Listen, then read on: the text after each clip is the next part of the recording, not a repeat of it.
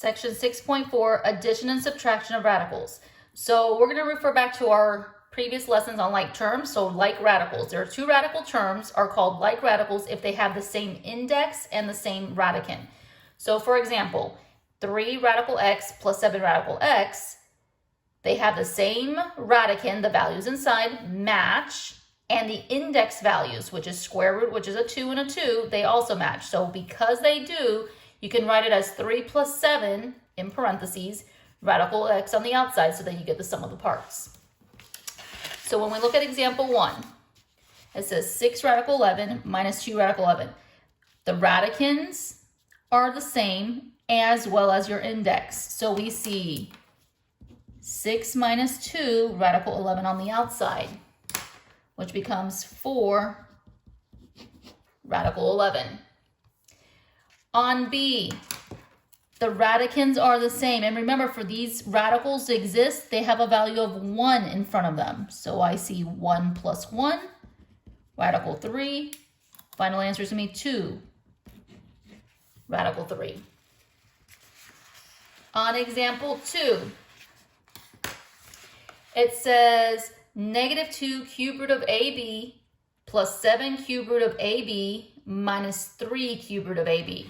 So not only do they have to match on the inside, any variables that come on the outside, as well as your index. Well, this says cube root of AB, this one says cube root of AB, and this one also says cube root of AB. Notice it says just minus that, so there's an imaginary 1 there. So we see negative 2 plus 7 minus 1 cube root AB. So negative 2 minus 7 is positive 5. Minus 1 leaves you with 4 pieces. Cube root AB. On B, it says 1/4 x radical 3y minus 3/2 x radical 3y. So remember what I said. The insides have to match. The index have to match. And now there's a variable on the outside. They must also match. Since all 3 pieces match, I can write this as 1/4 minus 3/2 x radical 3y. Now, because the fractions are different, we need common denominators. 4 can't go into 2, but 2 can become a 4. So I have 1/4, and I multiplied top and bottom by 2, so I see 6 over 4 x radical 3y. So 1 minus a 6 is negative 5 over 4 x radical 3y.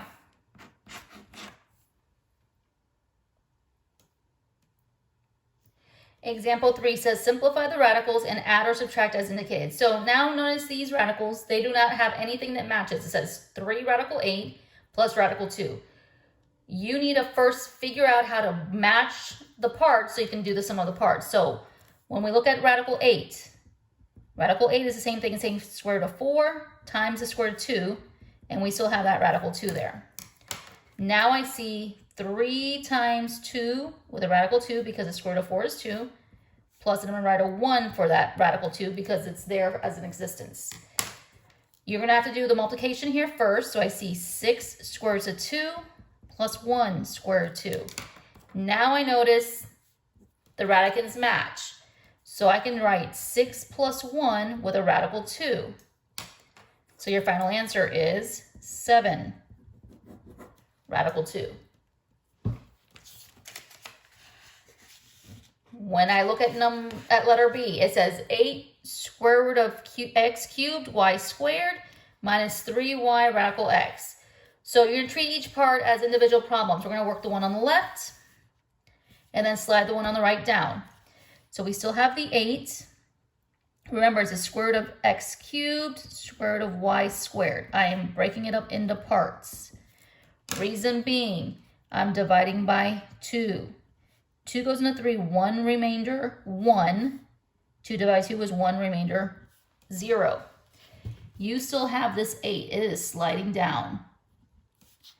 We had an x come out and x stayed in. We had a y come out. This entire thing slides down. 3y radical x. rearrange this so that they can come together.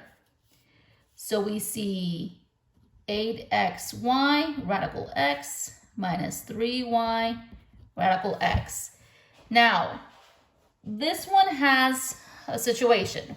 We can combine parts of it, but not all of it. Notice that they both have y radical x, y radical x. You have the option of leaving your answer as 8xy radical x minus 3y radical x. But some instances, this would be correct, this answer would be correct, but there are some situations when in SAT, ACT, they don't. They factor out the common part and they write it as 8x minus 3, close the parentheses, y radical x on the outside. So either or would be correct.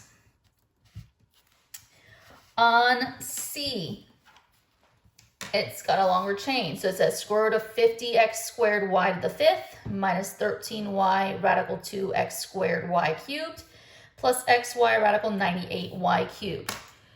So we're going to treat each part individually. So what I'm going to do is I'm going to number it 1, 2, and 3. And we're going to work with number 1 first. So it says we have square root of 50 x squared y to the fifth. Remember, break it up into parts. This becomes square root of 50, square root of x squared, square root of y to the fifth. 50 is the square root of 25 times the square root of 2. The x's, you're dividing by 2 and I get 1, remainder 0. The y's, you're dividing by 2 and you get 2, remainder 1. So 25 comes out as a 5 and we still have radical 2. We had an x escape. You had 2 y's come out and 1 stayed in. That is number 1 factored out. Then we try number 2. Number 2 says negative 13y radical 2x squared y cubed. So we still have negative 13y, radical 2, square root of x squared, square root of y cubed. So negative 13y slides down, square root of 2 slides down. I'm dividing by 2, which means I had 1x come out. I'm dividing by 2, which means 1 remainder 1. I had a y come out, a y stayed in. And then reorder it so you have your common pieces. So I see negative 13x. There's a y here and another one that makes it y squared. 2 and y in the radical. That's number 2. So number 1 is here. Number 2. And then we got to go to number 3. Number 3, remember I'm breaking this up into individual equations. Number 3 says xy radical 98y cubed. So we see xy is there, then square root of 98 by itself, square root of y cubed. xy slides down, 98. 98 is not a perfect number, but 98 is an even number. So if I divide by 2, I have 49. On the y's, you're dividing by 2 and you get 1, remainder 1. So I had a y come out, a y stayed in. xy, square root of 49 is a 7 that came out. You still have radical 2 in. Y slides down, radical y slides down. Reorder your parts. 7 first, then the x variable. I have a y with another one, that's 2 of them. And then 2y in the radical. So I have number 1, number 2, and number 3. And you're going to write that in exactly that same order. The first one was 5xy squared radical 2y minus 13xy squared radical 2y plus 7xy squared radical 2y. I wrote all my parts and noticed that my variables on the outside and my radicand variables all match exactly as is. So we see 5 minus 13 plus 7 xy squared radical 2y.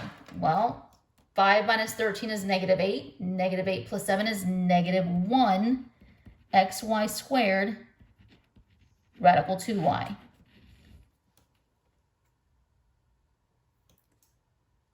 Example 4, add the radicals, assume that x is greater than or equal to 0. So here we see 3 radical 2x squared plus radical 8.